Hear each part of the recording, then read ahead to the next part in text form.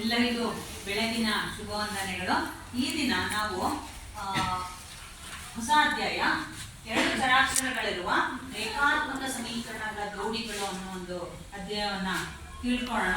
ಈ ಅಧ್ಯಾಯದಲ್ಲಿ ನಮಗೆ ಒಂದೊಂದೇ ಪದವನ್ನ ನೋಡ್ತಾ ಹೋಗೋಣ. ಆಲ್ರೆಡಿ ನಿಮಗೆ 8ನೇ ಕ್ಲಾಸಲ್ಲಿ ಮತ್ತೆ 9ನೇ ಕ್ಲಾಸಲ್ಲಿ ಈ ಅಧ್ಯಾಯ ಇದೆ. 9ನೇ ಕ್ಲಾಸಲ್ಲೂ ಇದೆ, 8ನೇ ಕ್ಲಾಸಲ್ಲೂ ಈ ಅಧ್ಯಾಯ ಇದೆ. ಇದು ಈಗ 10ನೇ ತರಗತಿಯಲ್ಲಿ ಮುಂದುವರೆದಂತಹ ಭಾಗ ಅಂತ ನಾವು ಹೇಳ್ಬೋದು. ಇಲ್ಲಿ ನೀವು 8ನೇ ತರಗತಿ ಮತ್ತು 9ನೇ ತರಗತಿಯಲ್ಲಿ 2 ಚರಾಕ್ಷರ ಇರುವ ರೇಖಾತ್ಮಕ ಸಮೀಕರಣವನ್ನ ನೀವು ನಕ್ಷೆಯನ್ನು ಹಾಕಿದ್ದೀರಾ, ಅದೇ ರೀತಿ ಬಿಡಿಸಿದ್ದೀರಾ, ಸಮಸ್ಯೆ ಮಾಡಿದ್ದೀರಾ. ಅದೇ ರೀತಿ ಅಲ್ಲಿ ಒಂದು ಸಮೀಕರಣ ಇತ್ತು, 2 ಚರಾಕ್ಷರನೇ ಇರೋದು, ಒಂದು ಸಮೀಕರಣ ಇತ್ತು. ಈಗ ನಿಮ್ಗೆ 10ನೇ ಕ್ಲಾಸಲ್ಲಿ ಅದೇ ರೀತಿ 2 ಚರಾಕ್ಷರ ಇರೋದೆ 2 ಸಮೀಕರಣಗಳನ್ನು ತೆಗೆದುಕೊಂಡು ನಾವು ಅಧ್ಯಯನ ಮಾಡಬೇಕು. ಹಾಗಿದ್ಮೇಲೆ ನಮಗೆ ಈಗ ನಾನು ಎ ಅಂತ ಕರಿತೀನಿ. ಇದು ಏನಂತ ಅನ್ಬೋದು ನಿಮಗೆ ಆಲ್ರೆಡಿ ಗೊತ್ತಿರೋದ್ರಿಂದ ಕೇಳ್ತಾ ಇದ್ದೀನಿ. 8ನೇ ಕ್ಲಾಸು 9ನೇ ಕ್ಲಾಸಲ್ಲಿ ಆಲ್ರೆಡಿ ಇದು ಓದಿದ್ದೀವಿ. ಈ ಅಕ್ಷರ ಇದು, ಈ ಒಂದು ಅಕ್ಷರಕ್ಕೆ ಏನಂತ ಕರಿತೀವಿ ನಾವು? ಯಾರಾದ್ರೂ ಹೇಳ್ರಿ, ನಿಂತ್ಕೊಂಡು ಹೇಳ್ರಿ ಯಾರಾದ್ರೂ ಒಬ್ರು. ಈಗೇನಂತೀವಿ? ನಿಂತ್ಕೊಂಡು ಹೇಳ್ಬೇಕು ಯಾರಾದ್ರೂ ಒಬ್ರು.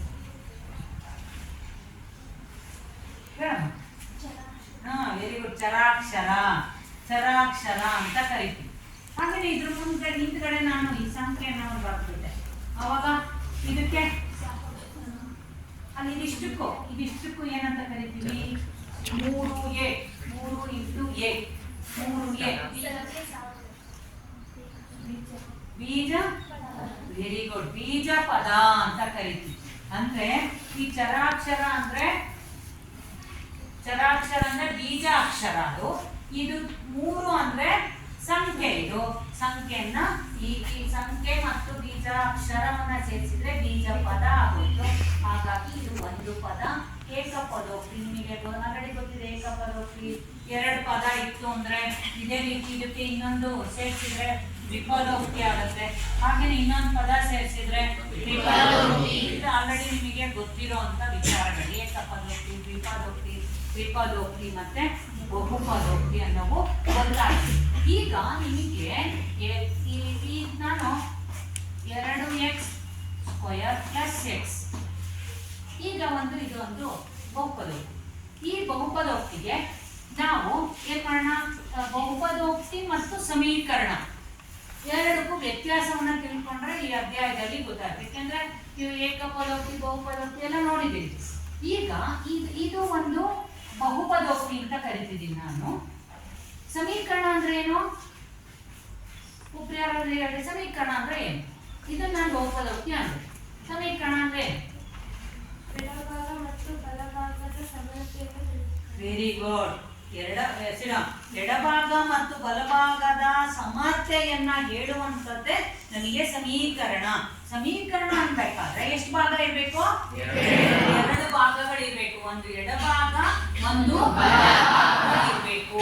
ಅದೇ ಬಹುಪದೋಕ್ತಿಗೆ ನಾನು ಈ ಬಹುಪದೋಕ್ತಿ ಒಂದೇ ಒಂದು ಫಂಕ್ಷನ್ ಅಂತ ಕರಿತೀವಿ. ಉದಾಹರಣೆ ಬಹುಪದೋಕ್ತಿನ ನಾವು p(x) ಅಂತ ಬರೀತಾ ಹೋಗ್ತೀವಿ. ಈ ಬಹುಪದೋಕ್ತಿನ ಬರೀಲಿಕ್ಕೆ ಇರುವಂತಹ ಚಿಹ್ನೆ ಈ ರೀತಿ ಬರೆದ್ರೆ ಇದನ್ನ ಬಹುಪದೋಕ್ತಿ ಅಂತ ಕರಿತೀವಿ. ನಿಮಗೆ ಗುರ್ತಿಸ್ಲಿಕ್ಕೆ ಅನುಕೂಲ ಆಗಲಿ ಅಂತ ಹೇಳ್ತೀನಿ. ಆಲ್ರೆಡಿ ಬಹುಪದೋಕ್ತಿ ಪಾಠ ಮುಗಿದೋಗಿದೆ. ಈಗ ನಾನಿಲ್ಲಿ ಸಮೀಕರಣಗಳು ಆಗಿರೋದ್ರಿಂದ ಇದನ್ನ ನಾನು ಏನಂತ ಬರೀಬೇಕು ಅಂದ್ರೆ =0 ಅಂತ ಅಂದ್ರೆ ಸಮತೆಯನ್ನ ಹೇಳ್ಬೇಕು. ಅಲ್ಲಿ ಯಾವ್ದಾದ್ರು ಅಕ್ಷರ ಸಂಖ್ಯೆ ಇದ್ರೆ ಸರಿ, ಇಲ್ಲಾಂದ್ರೆ 0, 0ಗೆ ಸಮೀಕರಿಸ್ತೀನಿ. ಈಗ ಇದರಲ್ಲಿ ನಾನು ಪ್ರಶ್ನೆ ಏನ್ ಕೇಳ್ಬೇಕು ಅಂದ್ರೆ ಎಷ್ಟು ಚರಾಕ್ಷರ ಇದೆ ಇದರಲ್ಲಿ ಹೇಳಿ. ಇದರಲ್ಲಿ ಎಷ್ಟು ಚರಾಕ್ಷರ ಇದೆ ಹೇಳಿ. ಒಂದು ಮಿಸ್, ಒಂದು ಯಾವ್ದದು? x miss. Very good. ಕಪ್ಸಾಕ್ರಿ ಎಲ್ಲರೂ. ಇದರಲ್ಲಿ ಒಂದೇ ಒಂದು ಚರಾಕ್ಷರ ಇರೋದು ಯಾವುದು? ಇದು ಸ್ಕ್ವೇರ್ ಇತ್ತು ಅಂದ್ರೆ ಘಾತಾಂಕ ಬಿಡಿ, ಅದು ಪ್ರಶ್ನೆ ಬೇರೆ. ಚರಾಕ್ಷರ ಎಷ್ಟಿದೆ ಅಂದ್ರೆ ಒಂದೇ ಒಂದು ಚರಾಕ್ಷರ, ಅದು x ಅನ್ನೋದು ಮಾತ್ರ ಚರಾಕ್ಷರ ಇದೆ. ಇದನ್ನ ನಾನು ಒಂದು ಚರಾಕ್ಷರವಿರುವ ಸಮೀಕರಣ ಅಂತ ಕರಿತೀನಿ. ಅರ್ಥ ಅರ್ಥ ಆಗ್ತಿದೆಯಲ್ಲ? ಈಗ ಈ ಸ್ಕ್ವೇರ್ ಅನ್ನ ಮತ್ತೆ ಸ್ಕ್ವೇರ್ ಇದ್ದಾಗ್ಲೂ ಇಲ್ಲದೆ ಇರೋದಕ್ಕೂ ಒಂದು ವ್ಯತ್ಯಾಸ ಇದೆ. ಈಗ ನಾನು ಇದನ್ನ ಬರೆದಾಗ ಒಂದೇ ಚರಾಕ್ಷರ ಇರುವಂತದ್ದು, ಉದಾಹರಣೆಗೆ ಹಿಂಗ್ ಬರೀತೀನಿ ನೋಡಿ, ಸ್ಕ್ವೇರ್ ಹಾಕಲ್ಲ. ಉದಾಹರಣೆಗೆ ಇದನ್ನ ಈ ರೀತಿ ಬರೀತೀನಿ, 2x = 5 ಅಂತ ಬರೀತೀನಿ. ಇದರಲ್ಲಿ ಒಂದೇ ಚರಾಕ್ಷರ ಇದೆ. ಅವಾಗ ನಾನು ಸ್ಕ್ವೇರ್ ಹಾಕಿದ್ದೆ, ಏನು 2x² + x = 0 ಅಂತ ಬರೆದಿದ್ದೆ. ಇವೆರಡಕ್ಕೂ ವ್ಯತ್ಯಾಸವನ್ನ ನೋಡ್ತಾ ಹೋಗೋಣ. ಈಗ ನನಗಿಲ್ಲಿ ಈ ಚರಾಕ್ಷರ x ಇದೆ, ಇದರ ಘಾತ 1. ಮೇಲೆ ಏನು ಹಾಕಿಲ್ಲ ಅಂದ್ರೆ 1 ಇದೆ. ಇದು ಚರಾಕ್ಷರದ ಘಾತ 1 ಇದೆ. ಇಲ್ಲಿ ಚರಾಕ್ಷರದ ಘಾತ ಮೊದಲನೇ ಪದದಲ್ಲಿ, ಎರಡನೇ ಪದದಲ್ಲಿ 1. ಹೌದಾ? ಈ ಒಂದು ಚರಾಕ್ಷರದ ಘಾತ 1 ಇದ್ರೆ ಆ ಒಂದು ಸಮೀಕರಣವನ್ನ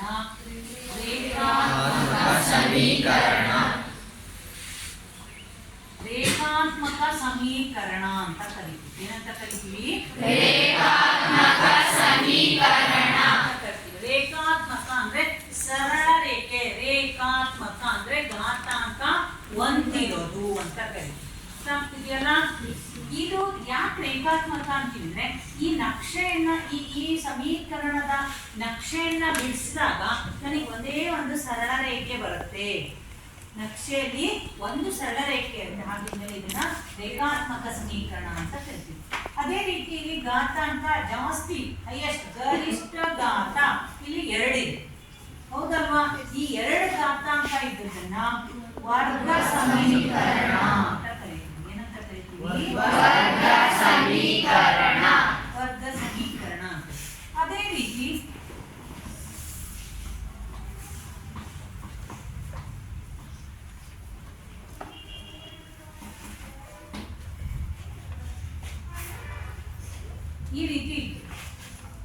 ಇದು ಘಾತಾಂಕ ಜಾಸ್ತಿ ಯಾವ್ದಿದೆ? 3 ಇದೆ. ಘಾತಾಂಕ 1 ಇದೆ. ಇದನ್ನ ಘನ ಸಮೀಕರಣ, ಘನಾತ್ಮಕ ಅಥವಾ ಇದನ್ನ ವರ್ಗಾತ್ಮಕ ಅಂತಾನೂ ಕರಿತೀವಿ, ಅಥವಾ ವರ್ಗ ಸಮೀಕರಣ ಅಥವಾ ಘನ ಸಮೀಕರಣ ಅಂತಾನೂ ಕರಿತೀವಿ. ಈ ರೀತಿ ಸಮೀಕರಣಗಳನ್ನ ನಾವು 3 ವಿಧದಲ್ಲಿ ವಿಂಗಡಿಸಿದೀವಿ. ಈಗ ನಮಗೆ ಈ ಅಧ್ಯಾಯದಲ್ಲಿ ನಮಗೆ ಕೊಟ್ಟಿದ್ದಾರೆ ನೋಡಿ, ರೇಖಾತ್ಮಕ ಸಮೀಕರಣ ಅಂತ ಕೊಟ್ಟಿರೋದ್ರಿಂದ ನಾನು ವರ್ಗ ಸಮೀಕರಣವನ್ನು ನಮಗೆ ಅಧ್ಯಯನ ಮಾಡೋ ಅವಶ್ಯಕತೆ ಇಲ್ಲ, ಘನ ಸಮೀಕರಣವನ್ನು ಮಾಡೋ ಅವಶ್ಯಕತೆ ಇಲ್ಲ. ರೇಖಾತ್ಮಕ ಸಮೀಕರಣಗಳನ್ನು ಮಾತ್ರ ನಮಗೆ ಈ ಅಧ್ಯಾಯದಲ್ಲಿ ಅಧ್ಯಯನ ಮಾಡಬೇಕು. ಹಾಗೆ ಇಲ್ಲಿ ಅವ್ರು ಕೇಳಿರೋದು 2 ಚರಾಕ್ಷರ ಇರುವಂತದ್ದು. ನಾನಿಲ್ಲಿ ಬೋರ್ಡಿ ಮೇಲೆ ಬರ್ತಿರೋದು ಒಂದೇ ಒಂದು ಚರಾಕ್ಷರ, 2 ಚರಾಕ್ಷರ ಇರುವಂತದ್ದು ಅಂತ ಪ್ರಶ್ನೆಯನ್ನು ಕೇಳಿದ್ರು. ಹಾಗೆ 2x + 3y = 5. ಈಗ ಎಷ್ಟು ಚರಾಕ್ಷರ ಇದೆ? ಈಗ 2 ಚರಾಕ್ಷರ ಇದಾವೆ. ಹಾಗಾಗಿ ಇದು 2 ಚರಾಕ್ಷರವಿರುವ ರೇಖೆ ಸಮೀಕರಣ. ರೇಖಾತ್ಮಕ ಅನ್ಬೇಕು ಅಂದಾಗ x ನ ಘಾತನು 1, y ಘಾತ 1. 2 ಚರಾಕ್ಷರದ ಘಾತಗಳು ಒಂದೇ ಇರುವಂತದನ್ನ ನಾವು ರೇಖಾತ್ಮಕ ಸಮೀಕರಣ ಅಂತ ಕರಿತೀವಿ. ಈ ರೀತಿ ಸಮೀಕರಣ ಇದ್ದದನ್ನ ನಾವೇನ್ ಮಾಡ್ತೀವಿ? 2 ಸಮೀಕರಣಗಳನ್ನ ಬರೀತಾ ಹೋಗ್ತೀವಿ. 2 ಸಮೀಕರಣ ಬರಬೇಕು. ಉದಾಹರಣೆಗೆ 6x - 5y = 10. ಇದು ಸಮೀಕರಣ 1, ಸಮೀಕರಣ 2. 2 ಸಮೀಕರಣಗಳನ್ನ ಸೇರಿಸ್ಕೊಂಡ್ಬಿಟ್ಟು ನಾವು ಏನ್ ಮಾಡ್ತೀವಿ? ಸಮಸ್ಯೆಯನ್ನ ಬಿಡಿಸ್ತಾ ಹೋಗ್ತೀವಿ. ಅಲ್ಲಿ 2 ಚರಾಕ್ಷರ ಇದಾವೆ, ಮತ್ತೆ ರೇಖಾತ್ಮಕನೂ ಆಗಿದಾವೆ, ಮತ್ತೆ ಇಲ್ಲಿ ಜೋಡಿಗಳು ಇದೆ, ಪ್ಲೂರಲ್ ಬಹುಪದ ಜೋಡಿಗಳು ಅಂದ್ರೆ 2 ಸಮೀಕರಣ ಇರಬೇಕು. ಹಾಗೆ ಒಂದು ಸಮೀಕರಣ 2. ಈ ಸಮೀಕರಣವನ್ನ ನಾವಿಲ್ಲಿ ಬರ್ದಿದ್ದೀವಲ್ಲ, ಈ ಸಮೀಕರಣದಲ್ಲಿ ಏನಾಗುತ್ತೆ ಅಂದ್ರೆ ಆದರ್ಶ ರೂಪ ಅಂತ ಬರುತ್ತೆ. ಎಲ್ಲದಕ್ಕೂ ನಾವು ಸಾಮಾನ್ಯ ರೂಪ, ನಾವೆಲ್ಲ ರೇಖಾತ್ಮಕ ಸಮೀಕರಣ ಎಂದರೇನು ಉದಾಹರಣೆ ಕೊಡ್ರಿ ಅಂತಂದಾಗ ನಾವು ಬರೀತಾ ಹೋಗ್ತೀವಿ. ಇದಕ್ಕೆ ಒಂದು ಸಾಮಾನ್ಯ ರೂಪ ಅಂತ ಪರೀಕ್ಷೆಯಲ್ಲಿ ಒಂದು ಪ್ರಶ್ನೆ ಕೇಳ್ತಾರೆ, ಅವಾಗ ನಾವು ಇದಕ್ಕೆ ಆ ಸಾಮಾನ್ಯ ರೂಪವನ್ನ ಈ ರೀತಿ ಬರೀತೀವಿ. ಇದು 2 ಚರಾಕ್ಷರವುಳ್ಳ ರೇಖಾತ್ಮಕ ಸಮೀಕರಣದ ಸಾಮಾನ್ಯ ರೂಪ ಅಂತ ಕರೀತೀವಿ. ಹಾಗಿದ್ಮೇಲೆ ಇಲ್ಲಿ ನಾನು ನಿಮ್ಗೆ ಹೇಳ್ಬೋದು, ಏನು ಸಿ ಇಲ್ವಲ್ಲ, ಇಲ್ಲಿ ನಾವೇನ್ ಮಾಡ್ತೀವಿ, 0ಗೆ ಸಮೀಕರಿಸ್ತೀವಿ. ಈ ಪ್ಲಸ್ ಇರೋದನ್ನ ನಾವು ಎಡಗಡೆ ಭಾಗಕ್ಕೆ ಚಿಹ್ನೆ ಚೇಂಜ್ ಮಾಡಿ ತಗೊಂಡು ಬಂದು 0ಗೆ ಸಮೀಕರಿಸಿ ಈ ರೂಪಕ್ಕೆ ಬರೀತೀವಿ ನಾವು. ಅರ್ಥ ಆಗ್ತಿದೆಯಲ್ಲ? ಈ ರೂಪಕ್ಕೆ ಬರೆಯೋದಾದ್ರೆ ಉದಾಹರಣೆಗೆ ನೋಡಿ, 2x + 3y - 5 = 0. ಆವಾಗ ಈ ಸಾಮಾನ್ಯ ರೂಪಕ್ಕೆ ಬಂತು. ಅರ್ಥ ಆಗ್ತಿದೆಯಲ್ಲ? ಇನ್ನೊಂದನ್ನ 6x - 5y - 10 = 0. ಇದು ಒಂದೇ ಸಮೀಕರಣ ಸಾಮಾನ್ಯ ರೂಪಕ್ಕೆ ಬಂತು. ಅರ್ಥ ಆಗ್ತಿದೆಯಲ್ಲ? ಇಲ್ಲಿ ನಮಗೆ ಈಗ ಈ ರೀತಿ ಸಮೀಕರಣಗಳನ್ನ ನಾವು ಅಧ್ಯಯನ ಮಾಡ್ತಾ ಹೋಗ್ತೀವಿ. ಎಲ್ಲಾ ಸಮೀಕರಣನು ಆದರ್ಶ ರೂಪಕ್ಕೆ ತಗೊಂಡ್ಬಂದು ಆಮೇಲೆ ಸಮಸ್ಯೆಗಳನ್ನ ಬಿಡಿಸ್ತಾ ಹೋಗ್ತೀವಿ.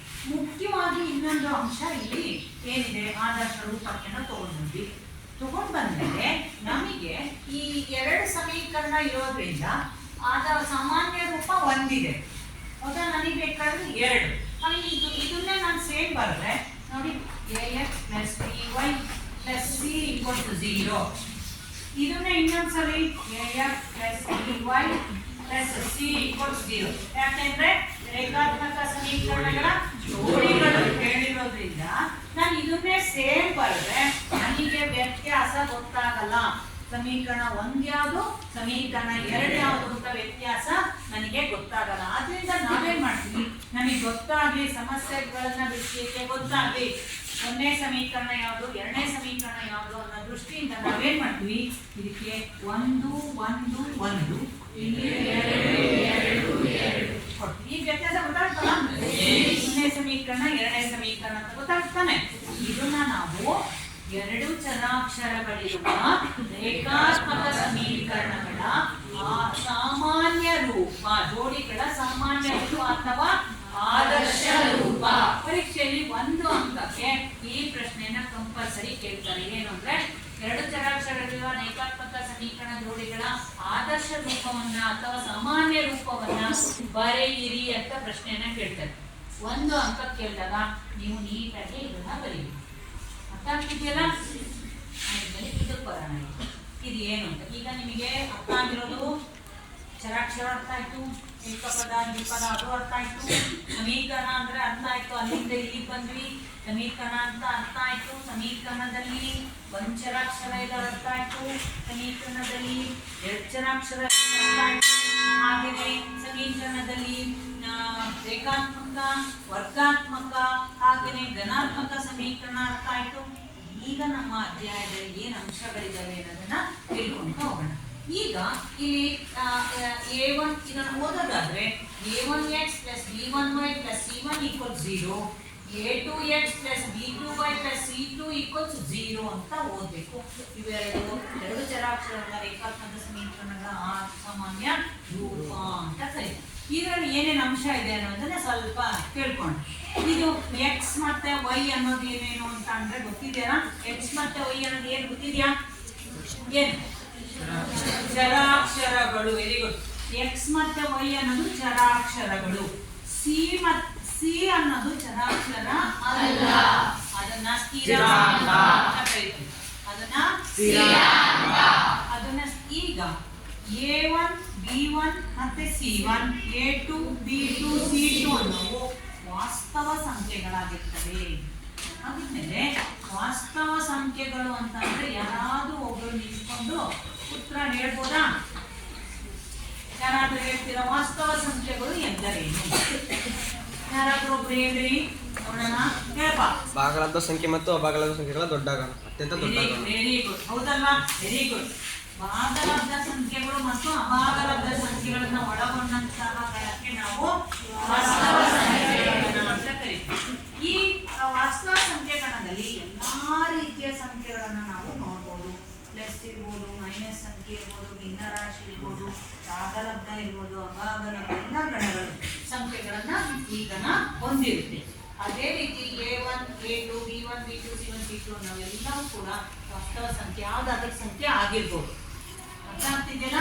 ಆದ್ಮೇಲೆ ಇದನ್ನ a1 ಅನ್ನ x ನ ಸಹಗುಣಾಂಕ ಅಂತ ಕರಿತೀವಿ, y ನ ಸಹಗುಣಾಂಕವನ್ನ b1 ಅಂತ ಕರಿತೀವಿ, c1 ಅನ್ನೋದು ಸ್ಥಿರಾಂಕ ಮಾಡ್ತೀವಿ. ಇಲ್ಲಿ 2ನೇ ಸಮೀಕರಣದಲ್ಲಿ a2 ನ ಸಹಗುಣಾಂಕ x ಅಥವಾ x ನ ಸಹಗುಣಾಂಕ a2, ಇಲ್ಲಿ y ನ ಸಹಗುಣಕ b2, b2 ನ ಸಹಗುಣಕ y, c2 ಅನ್ನೋದು ಸ್ಥಿರಾಂಕ. ಎಷ್ಟು ಮೂಲ ಅಂಶಗಳು. ಈಗ ನಮಗೆ ಏನಂದ್ರೆ ಇವನ್ನ a1 a2 b1 b2 c1 c2 ಗುರುತಿಸೋದು. ನಮಗೆ ಯಾವ್ದಾದ್ರು ಸಮಸ್ಯೆನ ಕೊಟ್ಟಾಗ ಗುರುತಿಸಿ ನಾವು ಮುಂದಿನ ಅಂಶಕ್ಕೆ ಹೋಗ್ಬೇಕು. ಫಸ್ಟಿಗೆ ನಮಗೆ ಸಮೀಕರಣ ಕೊಟ್ಟಾಗ ಗುರುತಿಸ್ಬೇಕು. ಇವನ್ನ ಗುರುತಿಸಕ್ ಬರುತ್ತಾ ಇಲ್ಲ ಅಂತ ನೋಡೋಣ. ಈಗ ನಾನಿಲ್ಲಿ ಫ್ಲಾಶ್ ಕಾರ್ಡ್ ಅಲ್ಲಿ ಒಂದೆರಡು ಸಮೀಕರಣ ಬರ್ದಿದ್ದೀನಿ. ಎರಡೆರಡು ಸಮೀಕರಣನ ಒಂದೊಂದು ಕಾರ್ಡ್ ಇದೆ. ನಿಮಗೆ ಅದರಲ್ಲಿ ಗೊತ್ತಾಗ್ತಲ್ಲ a1 ಯಾವುದು x ನ ಜೊತೆಗಿರೋದು ಗುಣಕ, b1 ಅಂದ್ರೆ y ನ ಜೊತೆಗಿರೋದು, c1 ಅಂದ್ರೆ ಸ್ಥಿರಾಂಕ ಅಂದ್ರೆ ಸಂಖ್ಯೆ. ಅದರಲ್ಲಿ ಚರಾಕ್ಷರ ಇಲ್ಲ. ಇದನ್ನ ನೀವು ಗುರ್ತಿಸಕ್ ಬಂದ್ರೆ ನಿಮಗೆ ಈ ಮುಂದಿನ ಸಮಸ್ಯೆಗೆ ಬಿಡಿಸ್ಲಿಕ್ಕೆ ಅನುಕೂಲ ಆಗುತ್ತೆ. ಯಾರಾದ್ರೂ ಒಬ್ರು ಬಂದು ಈ ಕಾರ್ಡಲ್ಲಿ ಇರುವಂತದ್ರಲ್ಲಿ a1 a2 b1 b2 c1 c2 ಗುರುತಿಸ್ಬೇಕು. ಬನ್ನಿ ಯಾರಾದ್ರೂ ಬಾ ಬಾ ಅಭಿಷೇಕ ಬಾ.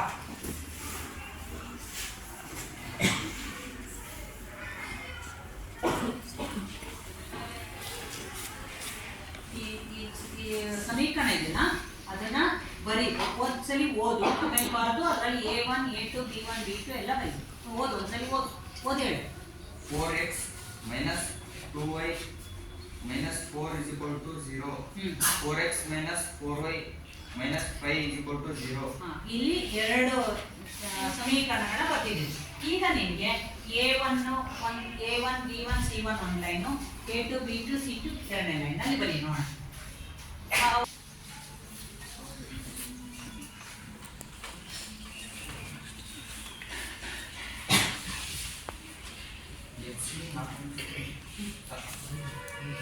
ಇದನ್ನು ಕೇಳಿದ್ರೆ a1 a2 b1 b2 c1 c2 ಇದೇ ರೂಪಕ್ಕಿದೆ ಅಲ್ವಾ? ಅದು ಇದೇ ರೂಪಕ್ಕಿದೆ ನೋಡಿ. ಫೋನ್ ನೋಡಿ ಆ ಕಡೆ ನೋಡಿ. ಈಗ ನಾನು ಬರ್ಸಿದ್ದೀನಲ್ಲ ಸಮೀಕರಣಗಳು, ಅದೇ ರೂಪಕ್ಕೆ ಅದು ಇದೆಯಾ ನೋಡಿ. ಏನಲ್ಲ ಇದೇ ರೂಪಕ್ಕೆ ಅದು ಇದ್ಮೇಲೆ ನನಗೆ ಕೇಳ್ತಾ ಇರೋದು ಸಹಗುಣಾಂಕಗಳನ್ನ ಬರೀ ಅಂಶ.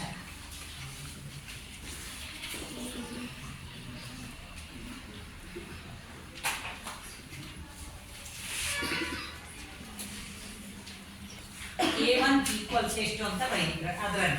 ಇಲ್ಲಿ ನೋಡ್ಕೊ a1 ಅಂದ್ರೆ ಅಲ್ಲಿ ಎಷ್ಟಿದೆ ನೋಡ್ಕೊಂಡು ಬರೀ ಬರೀ ಕಾಮ b1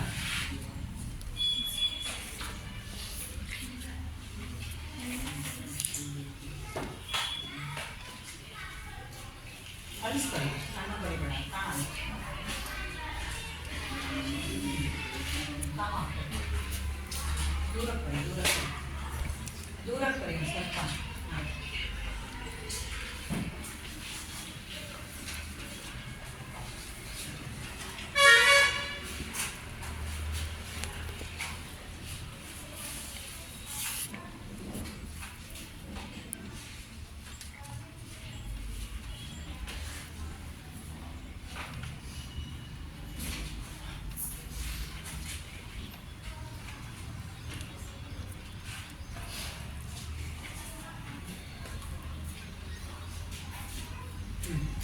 ನೋಡಿ ಈಗ ನಮಗೆ ಕಾರ್ಡಲ್ಲಿ ಇದ್ದಂಥ ಸಮೀಕರಣ ಇದು.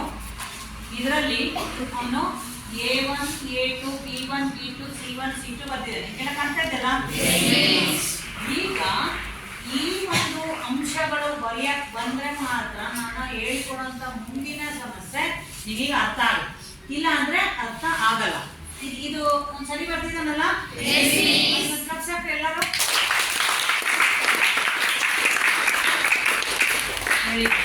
ಈಗ ಇನ್ನೊಬ್ರು ಬಂದು ಇನ್ನೊಂದು ಸಮೀಕರಣ ಇದೆ, ಅದನ್ನ ಬರಿ ಆ ಕಡೆ ಬರೀತ್ಯಾ?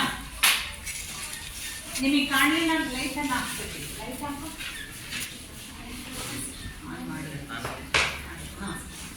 ಆ ಕಡೆ ಬರಿ. ಕಾರ್ಡಲ್ಲಿರೋದು ಓದು first. 2x plus y minus 6 is equal to 0. 4x minus 2y minus 4 is equal to 0. ಈಗ ಅದನ್ನ ಸಮೀಕರಣ ಬರ್ಕೊಳ್ಳೋಣ. ಸ್ವಲ್ಪ ಮೇಲೆ ಬರ್ಕೊ.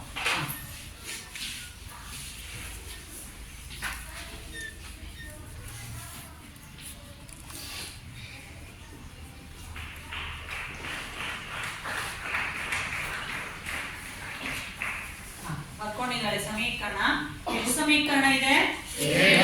ಎರಡು ಸಮೀಕರಣ ಇದೆ. ಅದರಲ್ಲಿ ಈಗ x ನ ಚರಾಕ್ಷರದ ಸಹಗುಣಕಗಳು ಅವುಗಳನ್ನ ಬೆಲೆಯನ್ನ ಬರೀತಾ ಇದ್ದಾರೆ.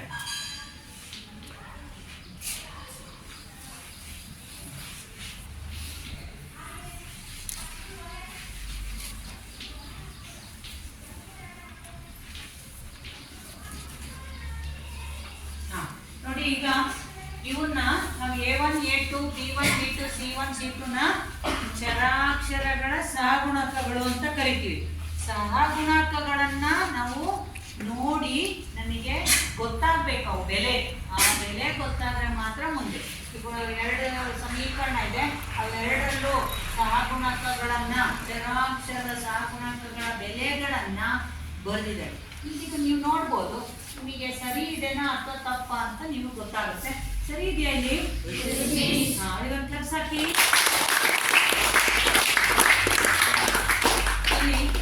ಇಲ್ಲಿ ನೋಡಿ, y ಇದೆ ಅಷ್ಟೇ. ಇಲ್ಲಿ ಅವಳಿಲ್ಲಿ 1 ಅಂತ ಬರ್ದಿದ್ದಾರೆ, ಹೌದಾ? ಅಂದ್ರೆ y ನ ಸಹಗುಣಕ ಏನು ಇಲ್ಲ ಅಂತಂದ್ರೆ ಯಾವಾಗಲೂ 1 ಇರುತ್ತೆ ಅಂತ ಅರ್ಥ. ಇನ್ನು ಉಳಿದವೆಲ್ಲ ಸಹಗುಣಕಗಳಿದ್ದಾವೆ. ಆದ್ಮೇಲೆ ಮೈನಸ್ ಅಂತ ಇತ್ತು ಅಂದ್ರೆ ನಾನು ಮೈನಸ್ ಚಿಹ್ನೆನೂ ಕೂಡ ಸಹ ತಗೋಬೇಕು. ನನ್ನ ಸಾಮಾನ್ಯ ರೂಪದಲ್ಲಿ ಇಲ್ಲಿ ಪ್ಲಸ್ ಇದೆ, ಮೈನಸ್ ಇಲ್ಲ ಇಲ್ಲಿ, ಹೌದಾ? ಆಗಿದ್ಮೇಲೆ ಮೈನಸ್ ಬಂತು ಅಂದ್ರೆ ನಾನು ಮೈನಸ್ ಅನ್ನು ತೆಗೆದುಕೊಳ್ಬೇಕು. ಇದು ಸಹಗುಣ ಚರಾಕ್ಷರದ ಸಹಗುಣಕಗಳನ್ನ ಬರೀಲಿಕ್ಕೆ ಅರ್ಥ ಆಗಿದೆನಾ? ಇಡ ಇನ್ನೊಬ್ರು ಬರ್ರಿ.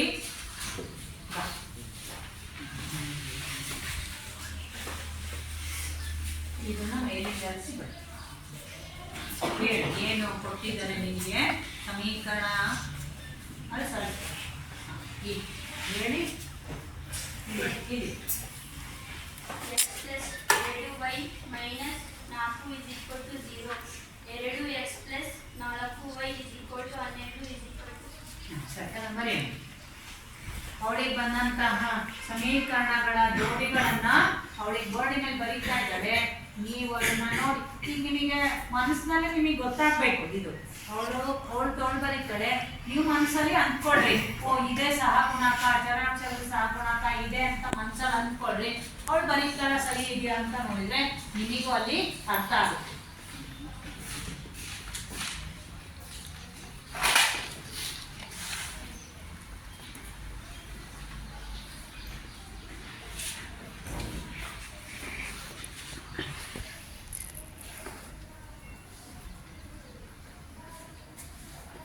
ನೀವು ಮನ್ಸಲ್ಲಿ ತಿಳ್ಕೊಳ್ರಿ, ಈಗ ಬೆಲೆನ ಮನ್ಸಲ್ಲೇ ಅಂದ್ಕೊಳ್ರಿ. ಇಷ್ಟೇ ಇದು, ಇದ್ರದ್ದು ಬೆಲೆ A1 ಬೆಲೆ ಇಷ್ಟು, B1 ಬೆಲೆ, C1 ಬೆಲೆ ಇಷ್ಟು. ಆಮೇಲೆ ಅವ್ರು ಸರಿ ಬರ್ದಿದ್ಯಾ ಅಂತ ನೋಡ್ಕೊಂಡ್ರೆ ಅವಾಗ ನಿಮಗೂ ಬಂದೋಯ್ತು.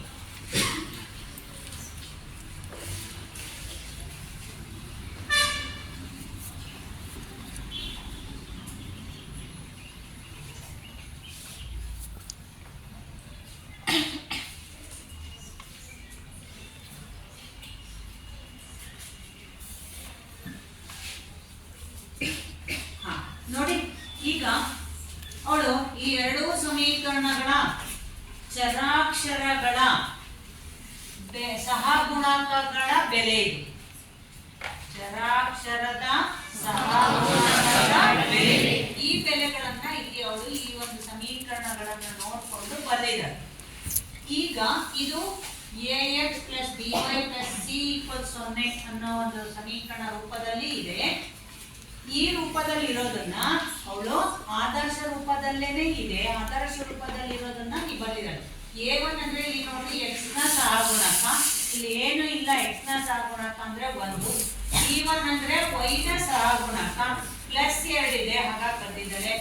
C1 ನ ಸಹಗುಣಕ ಅಂದ್ರೆ C1 ಈ ಜಾಗ, ಅವಾಗ -4 ಇದೆ ಈ ಜಾಗದಲ್ಲಿ, -4 C1 ಅಂತ ಸ್ಥಿರಾಂಕ ಬರೆದಿದ್ದಾಳೆ. ನೆಕ್ಸ್ಟ್ A2 ಅಂದ್ರೆ x ನ ಸಹಗುಣಕ ಎರಡನೇ ಸಮೀಕರಣದಲ್ಲಿ, x ನ ಸಹಗುಣಕ ಎರಡನೇ ಸಮೀಕರಣದಲ್ಲಿ 2 ಇದೆ. x ನ ಸಹಗುಣಕ ಅಂದ್ರೆ x ನ ಪಕ್ಕದಲ್ಲಿ, ಸಹಗುಣಕ ಅಂದ್ರೆ ಗೊತ್ತಲ್ಲ ಪಕ್ಕದಲ್ಲಿ ಇರೋದು. ಆಮೇಲೆ 2 ಬರೆದಿದ್ದಾಳೆ.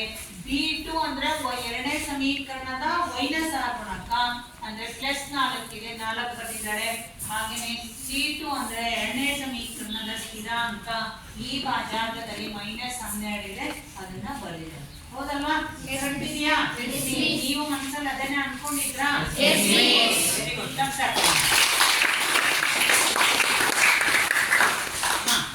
ಹೌದು, ಇಷ್ಟೆಲ್ಲ ನಾವು A1 B1 C1 ಅನ್ನು ತಿಳ್ಕೊಳ್ಳುವಂತ ಅವಶ್ಯಕತೆ ನಮಗೆ ತುಂಬಾ ಇಂಪಾರ್ಟೆಂಟ್. ಯಾಕೆ ಅಂತ ಹೇಳ್ತೀನಿ.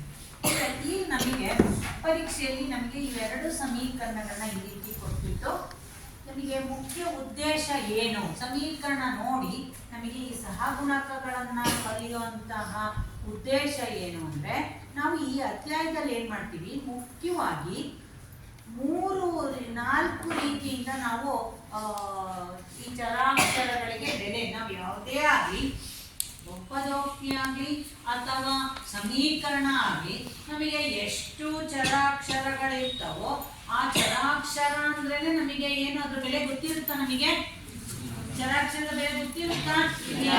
ನೋಡಿದ್ದೀವಿ. A1 ನ ಬೆಲೆ ಗೊತ್ತಿದೆ, X ನ ಬೆಲೆ ಗೊತ್ತಿದೆ ನಮಗೆ? ಇಲ್ಲ, ನನಗೆ ಗೊತ್ತಿಲ್ಲ. Y ನ ಬೆಲೆ ಗೊತ್ತಿಲ್ಲ, B1 ಗೊತ್ತಿದೆ. C1 ಅಂದ್ರೆ ಸ್ಥಿರಾಂಕ, ಅದರ ಬೆಲೆ ಗೊತ್ತಿದೆ. ಇಲ್ಲಿ A2 ಅಂತ ಅಂದ್ರೆ X ನ ಬೆಲೆ ಗೊತ್ತಿಲ್ಲ, A2 ಬೆಲೆ ಗೊತ್ತಿದೆ. ಇಲ್ಲಿ ಎರಡನೇ ಸಮೀಕರಣದಲ್ಲಿ Y ನ ಬೆಲೆ ಗೊತ್ತಿಲ್ಲ, B2 ಗೊತ್ತು, C2 ಗೊತ್ತಿಲ್ಲ ಅನ್ನೋದೇ ಚರಾಕ್ಷರ. ಅದರ ಬೆಲೆಯನ್ನ ಕಂಡುಹಿಡಿಯೋದೇ ಮುಖ್ಯ ಉದ್ದೇಶ. ಗೊತ್ತಾಗ್ತಿದೆಯಲ್ಲ? ಈಗ ಉದಾಹರಣೆಗೆ 2x = 5 ಅಂತ ಇದೆ, ಒಂದು ಸಮೀಕರಣ ಇದೆ. ಸಮೀಕರಣದಲ್ಲಿ ಇದರ ಅರ್ಥ ಏನು, ಬಿಡಿಸಿಡಿ ಅಂತ ಲೆಕ್ಕ ಕೊಡ್ತಾರೆ. ನಿಮ್ಮ 8ನೇ ತರಗತಿಯಲ್ಲಿ ನಾವು ಓದಿದ್ದೀವಿ, ಹೌದಲ್ವಾ? ಈ ರೀತಿ ಲೆಕ್ಕಗಳಿದ್ದು. ಈಗ ಬಿಡಿಸಿಡಿ ಅಂದ್ರೆ ಅರ್ಥ ಏನು, ಇದರ ಅರ್ಥ ಏನ್ ಮಾಡ್ಬೇಕು ಅಂತ, ಇದನ್ನ X ನ ಬೆಲೆ ಕಂಡುಹಿಡಿಬೇಕು ಅಂತ ಅರ್ಥ. ಯಾಕೆ X ನ ಬೆಲೆ, 2 ನ ಬೆಲೆ 5 ನ ಬೆಲೆ ಕಂಡುಹಿಡಿಬೋದಾ? ಇಲ್ಲ. 2 ಬೆಲೆ ಎಷ್ಟು? 5 ಬೆಲೆ ಅಂದ್ರೆ ಅದರ ಸಂಖ್ಯೆಗಳು, ಆ ಸಂಖ್ಯೆಗಳಿಗೆ ಅದರದೇ ಬೆಲೆ ಇದೆ. ಇದು ಚರಾಕ್ಷರ, ಇದಕ್ಕೆ ಬೆಲೆಯನ್ನ ಗೊತ್ತಿಲ್ಲ, ನಾವು ಕಂಡುಹಿಡಿಬೇಕು. ಹಾಗಿದ್ಮೇಲೆ ಇವೆರಡು ಮಧ್ಯೆ ಇಂಟು 2 × X ಅಂತ, X = 5/2. ಹಾಗಿದ್ಮೇಲೆ X ಗೆ ನಾವು 5/2 ಅಂತ ಕಂಡುಹಿಡ್ಕೊಂಡ್ವಿ. ಆಯ್ತು, ಕಂಡುಹಿಡಿದ ಏನ್ ಅರ್ಥ ಆಯ್ತು ನಮಗೆ? ಏನ್ ಅರ್ಥ ಆಯ್ತು? ಬೆಲೆ ಅಲ್ಲ, X ನ ಬೆಲೆ 5/2 ಅಂತ ಅರ್ಥ ಆಯ್ತು. ಆದ್ಮೇಲೆ ಇನ್ನೊಂದು ಏನ್ ಅಂಶ ತಿಳ್ಕೋಬಹುದು ಇದರಿಂದ? X ನ ಬೆಲೆ ಕಂಡುಹಿಡ್ಕೊಂಡು ಏನ್ ಅರ್ಥ ಏನು? X ನ ಬೆಲೆ ಕಂಡುಹಿಡಿಯೋಕೆ ಏನ್ ಅರ್ಥ?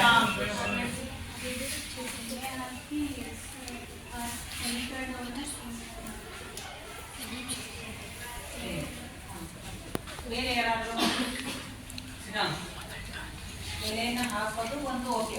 ಇನ್ನು ಮುಂದಿನ ಏನದು ಹಾಕಿದ್ರೆ ಈ ಸಮೀಕರಣ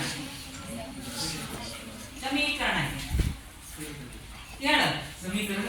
ವೆರಿ ಗುಡ್. ಸಮೀಕರಣವನ್ನ ಸರಿದೂಗಿಸೋದು ಅಂತ ಅರ್ಥ. ಇಲ್ಲಿ ಸಮಾನ ಚಿಹ್ನೆ ಇದೆ ಅಲ್ವಾ, ಅಂದ್ರೆ ಅರ್ಥ ಏನು? ಎಡಭಾಗ ಮತ್ತು ಬಲಭಾಗ ಸಮ ಇರಬೇಕು ಅಂತ ನಮ್ಮ ಉದ್ದೇಶ. ಈಗ ಇಲ್ಲಿ ಬರೀ 2x + 5 ಅಂದ್ರೆ ಸಮ ಇಲ್ಲ ಇಲ್ಲಿ. ಯಾಕೆಂದ್ರೆ ಇಲ್ಲಿ ಅನ್ನೋನ್ ಟರ್ಮ್ ಅಂತ ಇಂಗ್ಲಿಷ್ ಅಲ್ಲಿ ಕರೀತೀವಿ. ಅನ್ನೋನ್ ಟರ್ಮ್ ಅಂದ್ರೆ ಇದು ಚರಾಕ್ಷರ ಇದೆ, ಇದು ನನಗೆ ಗೊತ್ತಿಲ್ಲ. ಹಾಗಾಗಿ ಗೊತ್ತಿಟ್ಕೊಂಡು ನಾನು ಈ ಬೆಲೆಯನ್ನ ಈ ಸಮೀಕರಣದ ಹಾಕಿದ್ರೆ ಎಡಭಾಗ ಮತ್ತು ಬಲಭಾಗ ಸಮ ಬರುತ್ತೆ. ನೋಡಿ, 2 × 5/2 = 5. ಈಗ 2 × 2 5 = 5. ಎರಡು ಭಾಗ ಸಮ ಬರ್ತಾ ಇಲ್ವಾ? ನಮ್ಮ ಮುಖ್ಯವಾದ ಉದ್ದೇಶ ಈ ಎಲ್ಲಾ ಸಮೀಕರಣದಲ್ಲಿ ಎಡಭಾಗ ಮತ್ತು ಬಲಭಾಗ ಸಮದೂಗಿಸ್ಬೇಕು ಅನ್ನೋದು ಮಾತ್ರ ಉದ್ದೇಶ. ನಮ್ಗೆ ಸಮೀಕರಣವನ್ನ ಸಮದೂಗಿಸೋದೆ. ಸಮ ಹೆಂಗ್ ದೂಗಿಸ್ತೀವಿ? ನನಗೆ ಗೊತ್ತಿಲ್ಲದಿರೋ ಪದನ ಅಕ್ಷರನ ಕಂಡುಹಿಡ್ತೀವಿ. ಮುಖ್ಯವಾದ ಉದ್ದೇಶ ಅದೇನೆ. ಗೊತ್ತಾಗ್ತಿದೆಯಲ್ಲ? ಈ ಎಲ್ಲಾ ಸಮೀಕರಣದಲ್ಲೂ ನನಗೆ ಇವೆರಡು ಚರಾಕ್ಷರ ಗೊತ್ತಿಲ್ಲ, ಈ ಬೆಲೆಯನ್ನ ಕಂಡುಹಿಡ್ಕೊಂಡು ಸಮೀಕರಣವನ್ನ ಬಿಡಿಸ್ತೀವಿ ಅಂದ್ರೆ ಏನರ್ಥ? ಸಮೀಕರಣವನ್ನ ಎಡಭಾಗ ಬಲಭಾಗ ಸಮದೂಗಿಸ್ತೀವಿ ಅಂತ ಅರ್ಥ. ಈ ರೀತಿ ಸಮದೂಗಿಸ್ಲಿಕ್ಕೆ ನಮಗೆ ಚರಾಕ್ಷರದ ಬೆಲೆ ಗೊತ್ತು. ಗೊತ್ತಿರಬೇಕು. ಚರಾಕ್ಷರದ ಬೆಲೆ ಗೊತ್ತಿದ್ರೆ ಮಾತ್ರ ನಾವು ಕಂಡುಹಿಡಿಯಬಹುದು. ಈ ರೀತಿ ನಮಗೆ ಈ ಅಧ್ಯಾಯದಲ್ಲಿ 4 ರೀತಿಯಿಂದ ನಾವು ಈ ಸಮಸ್ಯೆಗಳನ್ನ ಬಿಡಿಸ್ತಾ ಹೋಗ್ತೀವಿ. ಒಂದನೇದು ಆದೇಶ ವಿಧಾನ, ವರ್ಧಿಸುವ ವಿಧಾನ. ಮೂರನೇದು ಓರೆ ಗುಣಾಕಾರ ವಿಧಾನ. ನಾಲ್ಕನೇದು ನಕ್ಷ ವಿಧಾನ. ಈ 4 ವಿಧಾನದಿಂದ ನಾವು ಚರಾಕ್ಷರದ ಬೆಲೆಯನ್ನ ಕಂಡುಹಿಡಿತಾ ಹೋಗ್ತೀವಿ. ವಿಧಾನದಿಂದ ಈ ನಕ್ಷೆ ಯಾವ ರೀತಿ ಇರುತ್ತೆ ಅನ್ನೋದನ್ನ ಕಂಡುಹಿಡಿತಾ ಹೋಗ್ತೀವಿ. ಈ ರೀತಿ ಈಗ ನಿಮಗೆ ಮುಂದಿನ ತರಗತಿಯಲ್ಲಿ ಈ ಯಾವ್ದು ವಿಧಾನದಿಂದ ಏನು ಕಂಡುಹಿಡಿದು ನಾವು ನಕ್ಷೆ ಯಾವ ರೀತಿ ಬರುತ್ತೆ ಅನ್ನೋದನ್ನ ಹೇಳೋಣ. ಈಗ ಈ ನಿಮಗೆ ಈ ಗೃಹಪಾಠವಾಗಿ ನಾನು ಏನ್ ಮಾಡ್ತೀನಿ, ಇದನ್ನ ಸಹಗುಣಕಗಳನ್ನ ಗುರ್ಸೋ ಅಂತದನ್ನ ಕೆಲವು ಗೃಹಪಾಠ ಕೊಡ್ತೀನಿ. ನೀವು ನಾಳೆ ಹೋಮ್ವರ್ಕ್ ಮಾಡ್ಕೊಂಡು ಬರ್ಬೇಕು. ಬರ್ಕೊಳ್ಳಿ ಎಲ್ಲರೂ.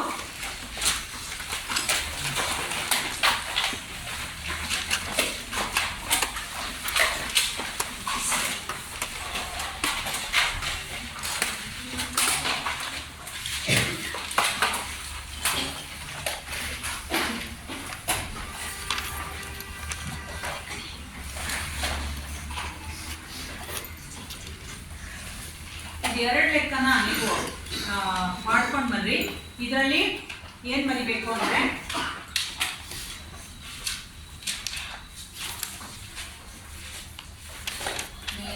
ಹೆಡ್ಡಿಂಗ್ ಬರ್ಕೊಳ್ರಿ. ಕೆಳಗಿನ ಸಮೀಕರಣಗಳಲ್ಲಿ